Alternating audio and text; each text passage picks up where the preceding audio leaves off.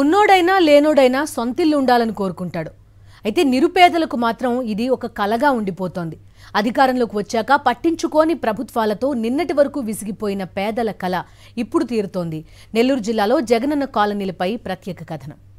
రాష్ట్రంలో ప్రతి పేదవాడికి సొంతిల్లు ఉండాలని సీఎం వైఎస్ జగన్ నిర్ణయించారు. అందులో భాగంగానే జగనన్న కాలనీలతో ఓ ఊరినే ఏర్పాటు చేస్తున్నారు. అలా నిన్నటి వరకు సొంతిల్లు ఓ కలగా భావించిన పేదలు ఇప్పుడు ప్రభుత్వ సహకారంతో తమ కలల ఇంటిని నిర్మించుకుంటున్నారు.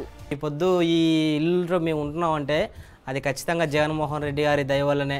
మాకు జగన్ అన్న ఇళ్ల స్థలం ఇచ్చాడు, అంతకుముందు మాకు లేదు.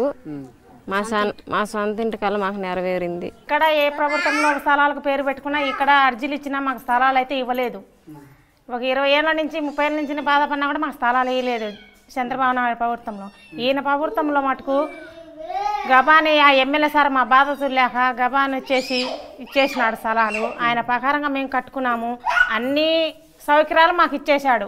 ఒకటని కాదు, పింఛన్లు కాదు, ఒక ఇళ్ళ బిల్లులు కాదు, ఒక మామూలు 18 ఏళ్ళు కానీ ఇట్లాంటి పిల్లలకు కానీ అమ్మఒళ్ళు కానీ చెప్పిన మాట ప్రతిదీ నెరవేర్చాడు.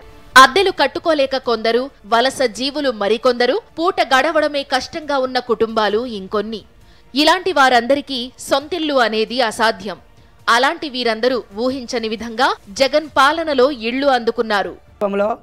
మేము ఏ ప్రభుత్వంలో పొందని అవకాశాలు పథకాలు కానీ ఈ యొక్క జగనన్న గారి ప్రభుత్వంలో మేము అన్ని విధాలుగా మాకు సహాయ సహకారాలు అందించారు. మేము అదర్ డిస్ట్రిక్ట్ వాళ్ళని కూడా ఆలోచన చేయకుండా ఇక్కడే మీకు నివాసం ఏర్పాటు చేస్తాను అని చెప్పినట్లు మాకు అన్ని విధాలుగా ఆదుకున్నారు. జగనన్న గారికి ఎల్లప్పుడూ మేము రుణపడి ఉంటాం. మాట ప్రకారంగానే అందరికి ఒకే లైన్గా మాకు ప్లాట్లు ఇచ్చి ఇక్కడే ఇల్లులు కట్టుకున్న దానికి కూడా బిల్లులు కానీ ఏదైనా ఆపకుండా మాకు 1,80,000 బిల్లులు పడ్డాయి. మేము ఇంకా దానితోడు ఇంత డబ్బులు తెచ్చుకొని నీట్గా ఇల్లు కట్టించుకున్నాము.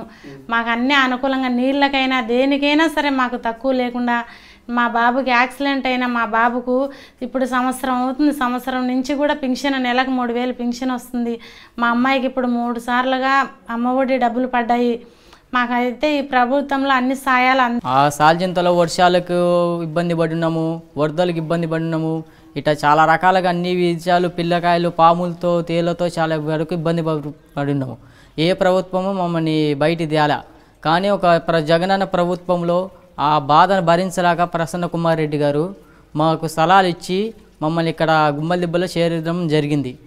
మాకు అన్ని పథకాలు రేషన్ కానీ ఇంటికే కానీ పింఛన్ కానీ ముసలి వాళ్ళకి 45 సంవత్సరాల వాళ్ళకి కానీ అన్నీ మమ్మల్ని బాగా ఆదుకున్నాడు. ఆయన మాకు ఇల్లు బిల్లులు కానీ కరెక్ట్గా అన్ని ఇచ్చినాడు.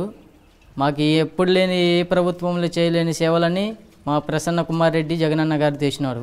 ప్రజల వద్దకే పాలనని ఆనాడు చంద్రబాబు చెప్పిన మాటలన్నీ అబద్ధాలేనంటున్నారు పేదలు. 14 సంవత్సరాలు పరిపాలన చేస్తే ఈ నీళ్లు లేక ఇబ్బంది పడి మేము బిందులు ఎత్తుకొని కైల్లో పోయి మోసుకొని వచ్చాం. బిందు నేను పండ కూడా పడి గిన్నె తట్టుకొని ఏది కయ్యల నుంచి రాలేక అలాంటి పరిస్థితులు ఇబ్బంది పడుతున్న నీళ్లకు మరి జగనన్న గెలిచిన తర్వాత ఎప్పుడు మాకు సమృద్ధిగా నీళ్లు ఉంటున్నాయి. ఆనాడు స్టోరీకి పోయి ఎంత ఇబ్బంది పడేవాళ్ళం. పొద్దున పోతే సాయంత్రం వచ్చేది, ఫుల్గా కివి ఉండేది.